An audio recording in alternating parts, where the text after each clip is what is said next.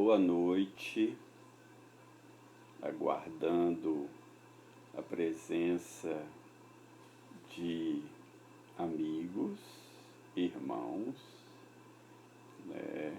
Bem-vindo, bem-vinda. Vamos começar breve aqui a mensagem dessa noite, que é uma sequência desse momento profético que nós vivemos. Se você não viu a mensagem de segunda-feira sobre o momento profético, você pode encontrar essa mensagem no meu canal do YouTube, William, 2Ls e AM, Robson Leite. Eu postei, ou não. A de segunda-feira não está no canal do YouTube, só está no Facebook. Então, no meu Face aí, você encontra William.Leite. Ok. Eu falei na sequência de hoje, que eu falaria, olá, bem-vinda, que eu falaria sobre Ninguém Te Engane. Essa é uma época de muito engano, e esse engano tem começado desde o Jardim do Éden. A Bíblia diz que a serpente enganou Eva.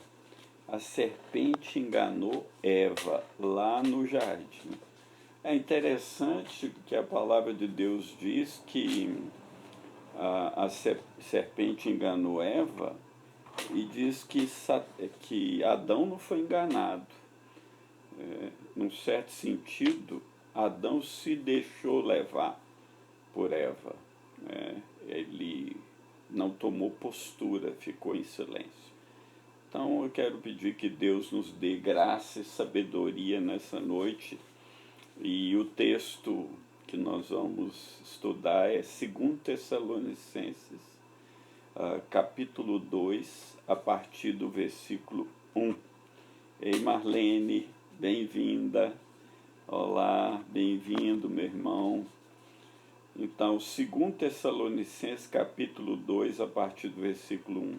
Ora, irmãos, rogamo-vos pela vinda de nosso Senhor Jesus Cristo e pela nossa reunião com Ele, que não vos movais facilmente do vosso entendimento, nem vos perturbeis, quer por espírito, quer por palavra, quer por carta como de nós, como se o dia de Cristo estivesse já perto.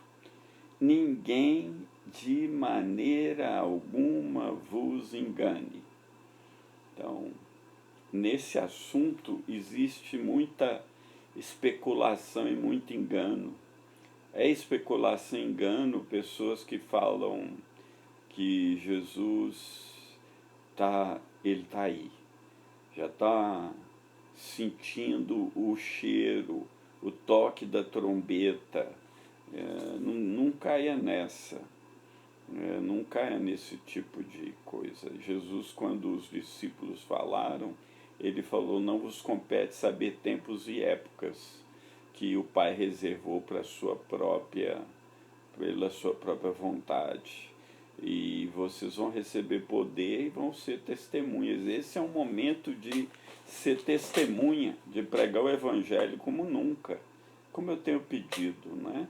Se você não tem como facilidade para pregar o Evangelho, então compartilha as lives. Eu estou agora todo dia, 8 horas, enquanto Deus me permitir, estarei aqui, tendo uma pessoa ou 1000.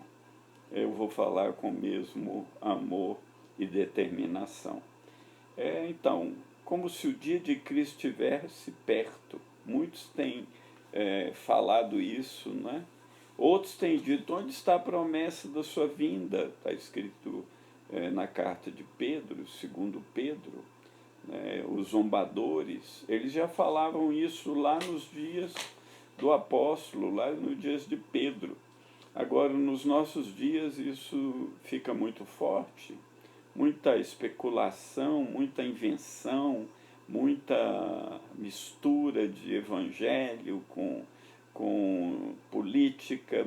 Sinais estão aí, mas os sinais é para a gente sábia perceber que o dia do nosso encontro com o Senhor está mais perto do que antes. Claro, se passaram 2.000 anos, mas 1.000 anos para o Senhor é como um dia, e um dia com 1.000 anos. Então pode demorar mais 1.000?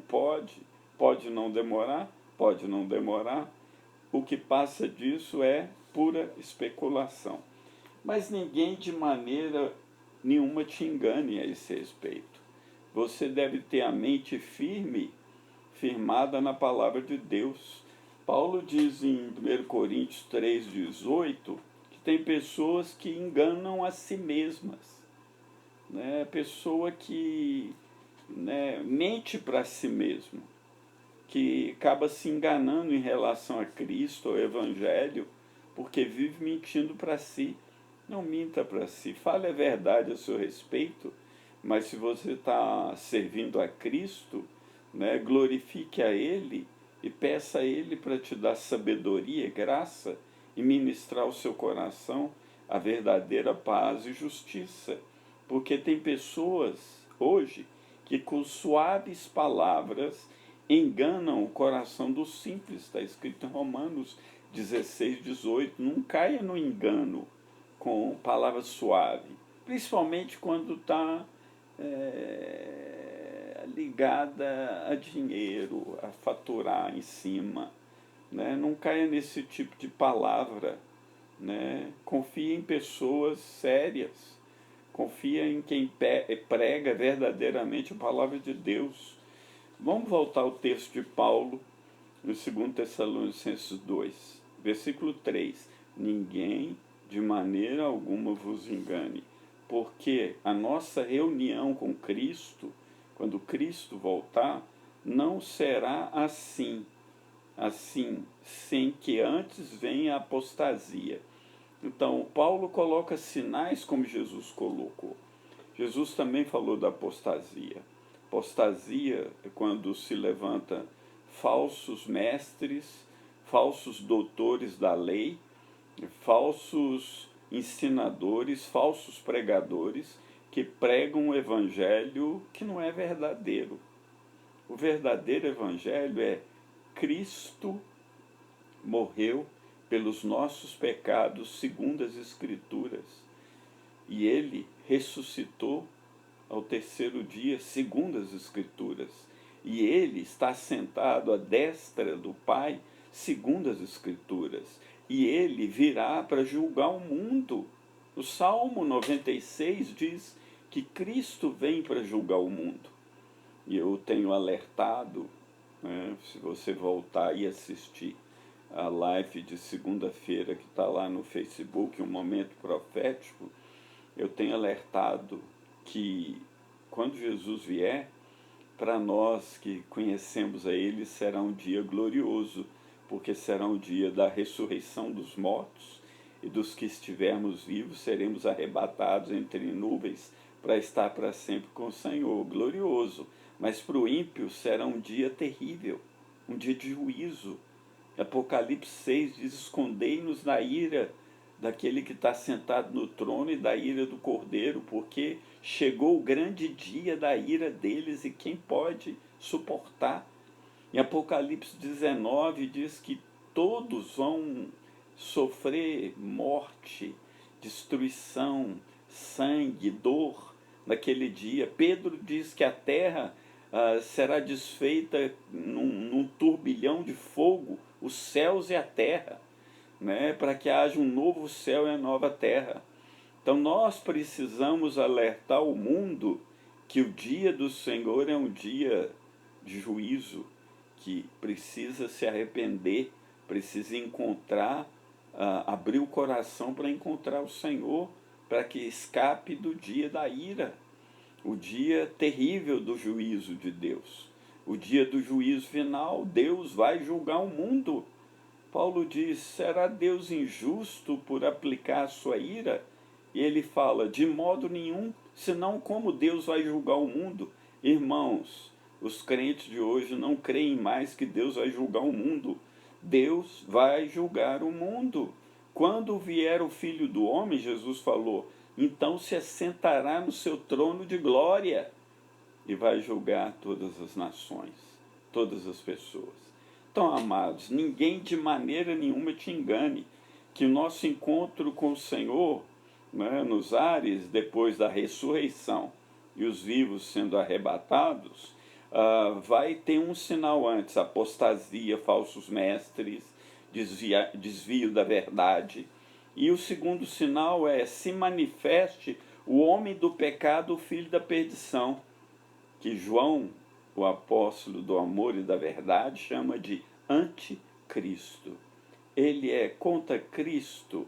Ele é abertamente contra Cristo ou não? Ele é sutil, ele é enganador, ele é possesso pelo próprio Satanás. Então ele é o mestre da ilusão, ele será o mestre do engano. Ele vai se opor e se levantar, versículos 4 de 2 Tessalonicenses 2. Ele se opõe e se levanta contra tudo que se chama Deus. Ele pode ter a palavra Deus na boca, mas ele é contra o verdadeiro Deus, porque ele vai ser contra Cristo. Ele vai colocar Cristo do lado e vai colocar o homem no trono, o homem no trono, né? Ele se levanta contra Deus, de sorte que ele se assentará como Deus no templo de Deus, querendo parecer Deus. No tempo que se levanta esse homem, que é o templo de Deus. Paulo diz em Coríntios que nós somos o templo do Deus vivo. O templo de Deus é a própria igreja.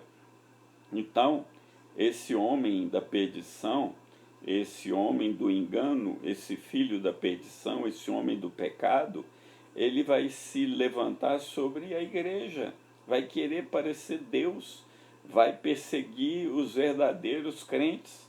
Aí no versículo 5 Paulo diz: não vos lembrais de que essas coisas vos dizia quando ainda estava convosco? Paulo ensinou os irmãos sobre isso. E agora vocês sabem o que o detém, para que a seu próprio tempo seja manifestado. Muitos têm falado que o que detém o aparecimento do anticristo é o arrebatamento da igreja, a coisa mais sem nexo do mundo.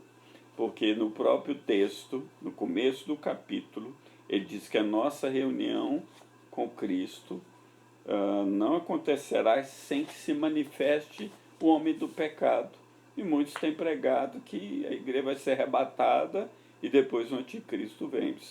Se ele tem que se manifestar primeiro, se ele vai perseguir a igreja, se ele vai receber toda a autoridade sobre todos, então, como a igreja não vai estar aqui? Não é a igreja aqui. O que impede a manifestação do anticristo é o próprio estado, os reinos desse mundo. É necessário que alguns reis caiam para que ele se levante. Né? Em Daniel capítulo 7, fala do Império Romano, e depois do Império Romano se levanta o outro império que advém, ou do Império Romano, que vão ser 10 reis. Esses 10 reis, esse homem que vai tomar o poder, vai abater 3 reis, ele toma o poder e vai falar com palavras como o Altíssimo. Cuidado, que ninguém te engane com palavras suaves, com palavras maravilhosas, com palavras de humanismo secular, com palavras de juntar todos num mesmo, um mesmo Deus, um só Deus, todas as religiões juntas, mas Jesus Cristo não é Deus para eles. Mas para nós não. Jesus Cristo é o verdadeiro Deus. Então, como nós podemos nos juntar com isso? Ele vai perseguir os santos, lá em Daniel diz, lá em Daniel 7 diz, que ele vai mudar os tempos e a lei. Interessante, na live de segunda, eu falei sobre isso. O exemplo, apenas um exemplo, corona está parando o mundo inteiro, e algo do tipo do corona e outros pandemias, outras coisas, outros desastres que virão sobre o mundo, vão fazer mudança dos tempos e pode mudar a própria lei. As constituições das nações podem ser colocadas de lado e pode ser promulgada uma nova lei que afete ou que envolva todo mundo. Eu não sei se vocês ouviram, até depois dessa vou fazer uma pesquisa, mas bem recente, um dos primeiros ministros de um desses países mais fortes, agora me parece que foi da Inglaterra, do Reino Unido, disse que o mundo precisa de um homem forte. O mundo precisa de um líder forte. O mundo está clamando por um líder forte, com uma mensagem forte, uma mensagem de libertação para o mundo. Eles não ouviram: se o Filho vos libertar, verdadeiramente sereis livres, porque no seu interior eles são escravos do pecado, porque quem serve ao pecado é escravo do pecado. Mas se o Filho vos libertar, verdadeiramente sereis livres do pecado.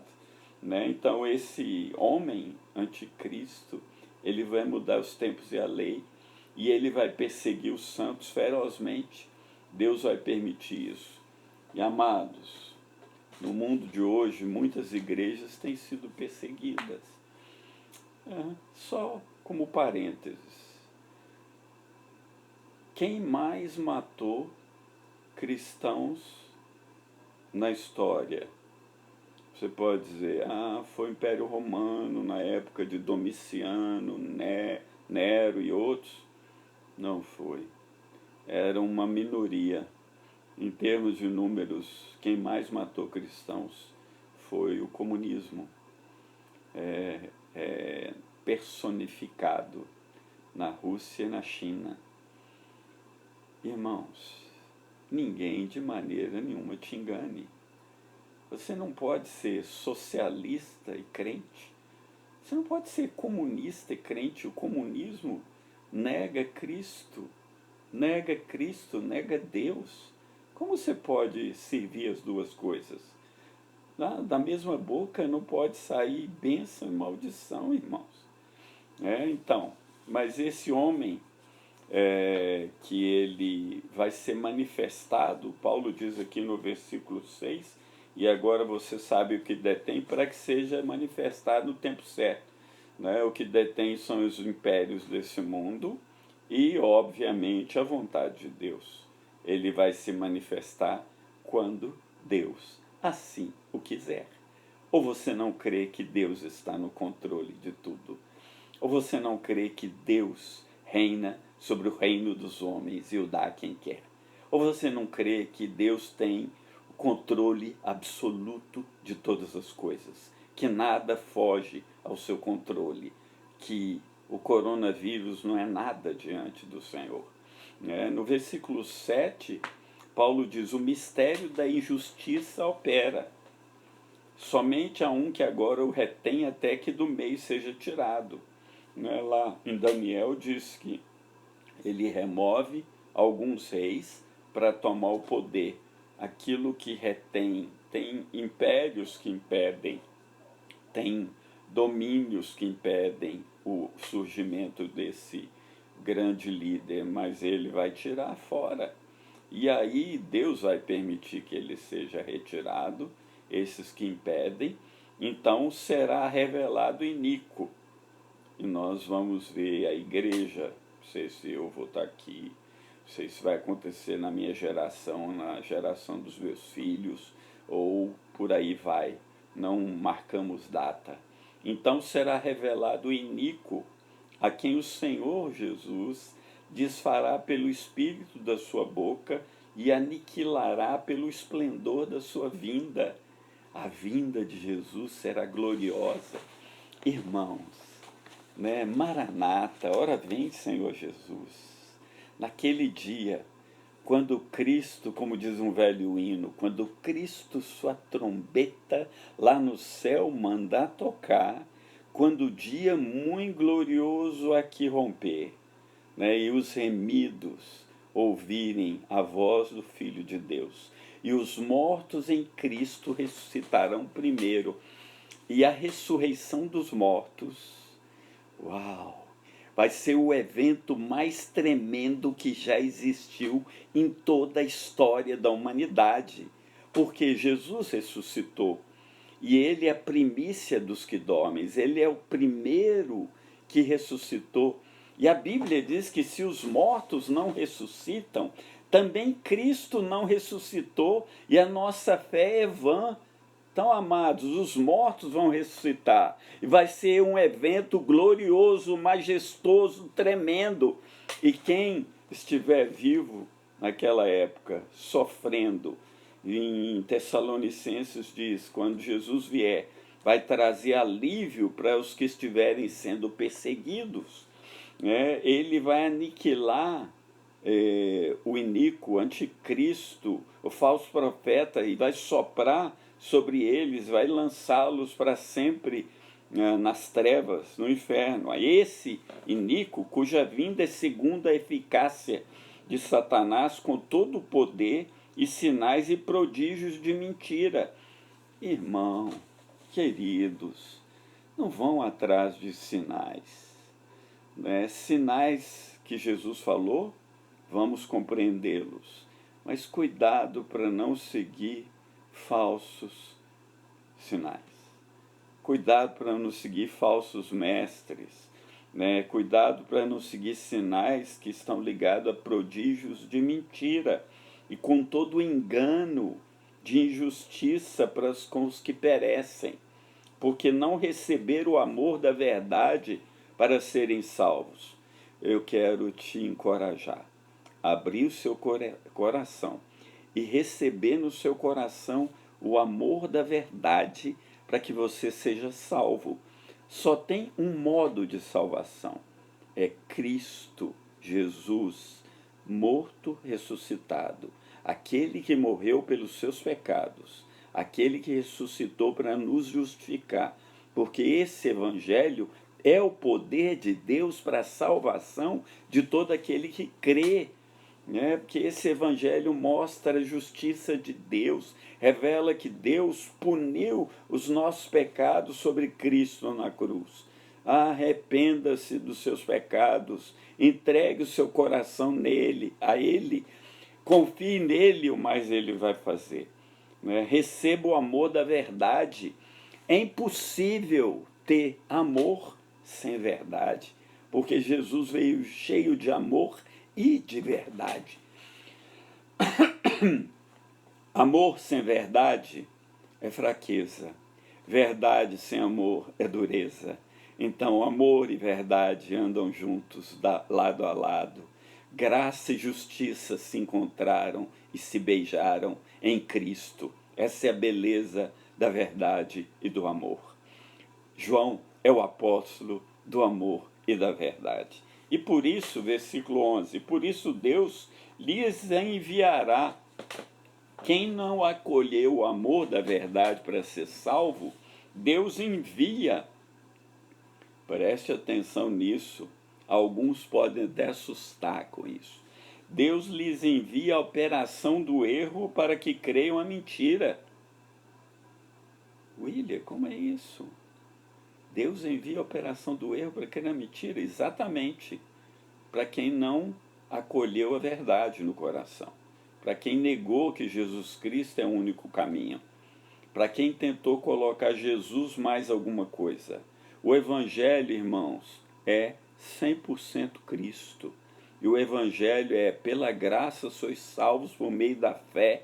Isso não vem de vós, é dom de Deus. É dom de Deus, a salvação, dom de Deus. Você não acrescenta nada à salvação. Se Deus te convence do pecado, arrependa-se e creia, e você será salvo. Aí diz que Deus vai enviar a operação do erro para que crê na mentira. Então tem gente se consolando na mentira. Não se console em nenhuma mentira, porque na mentira não há verdade. E Deus é o Deus da verdade. Versículo 12, para terminar. Para que sejam julgados todos que não creram a verdade, antes tiveram prazer na iniquidade.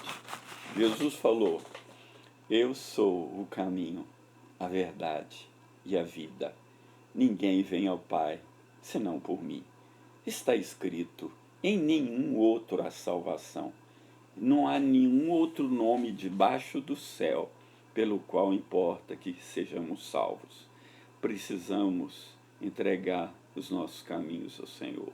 Precisamos confiar nele. Precisamos negar a nós mesmos, tomar nossa cruz e seguir o único Rei dos Seis e Senhor dos Senhores, o único que possui imortalidade, o único que tem vida em si mesmo e concede aos seus filhos que tenham vida em si mesmo. Ele nos chamou para o seu reino de justiça, de paz, de alegria, de amor. Ele nos deu o Espírito Santo da promessa. Ele nos selou com o Espírito Santo da promessa. Como João falou: eu sou de Cristo. Você diga, se crê, eu sou de Cristo. Nós somos de Cristo e nós temos a verdade. E a verdade nos possui. Aleluia, glória, reino, majestade e louvor sejam dados ao nosso Rei. Não há outro semelhante a ele. Irmãos, o momento profético não fica ouvindo palavras de falsos mestres. Não se deixe iludir por sonhos, visões, profecias, como se tivesse vindo do Senhor. Ouça só aquilo que tiver na palavra de Deus. Busque a palavra de Deus, estude a palavra de Deus, abra o seu coração para a palavra de Deus e Ele vai te iluminar o coração para que você conheça a verdade, porque toda a Escritura é inspirada por Deus. Vamos orar para encerrar. Vamos clamar ao Senhor, não é? Como o versículo que tem estado constantemente na minha mente esses dias é: esconde-nos à sombra das suas asas, até que passem as calamidades. Eu não sei por quanto tempo Deus vai permitir, ou Deus vai deixar que essa pandemia assole o mundo. Mas uma coisa eu sei: Ele ouve as nossas orações, né? E Deus é fiel. Então, se você está comigo aí, ore aí, eu oro aqui. Vamos orar para que nosso país seja tocado, seja mudado, que as pessoas se arrependam dos seus pecados e se voltem para o Senhor, em nome de Jesus. Pai, obrigado. Teu é o reino, é o poder e a glória para sempre. Tua palavra diz: é a sua bondade que conduz o homem ao arrependimento. Então eu quero te pedir pela sua bondade que conduza pessoas, centenas, milhares de milhares, no nosso país ao arrependimento. Nesse momento que as pessoas estão paradas dentro de casa, né, concede a eles a oportunidade de ouvirem a tua palavra. Ela tem sido pregada todos os dias, né, por vários pregadores aí nas várias mídias sociais. Então que eles tenham a oportunidade de ouvir o Evangelho e se render ao único Senhor, Rei dos Reis. Obrigado, Pai. Tem misericórdia do nosso país, né? Dá graça e sabedoria ao nosso presidente e nos guia em toda a verdade, porque Teu é o reino, o poder e a glória para sempre. Em nome de Jesus. Amém. Boa noite, queridos. né? Se você puder, e quiser, pode compartilhar essa live aí com seus amigos, né? E eu creio que será muito bênção, não por mim.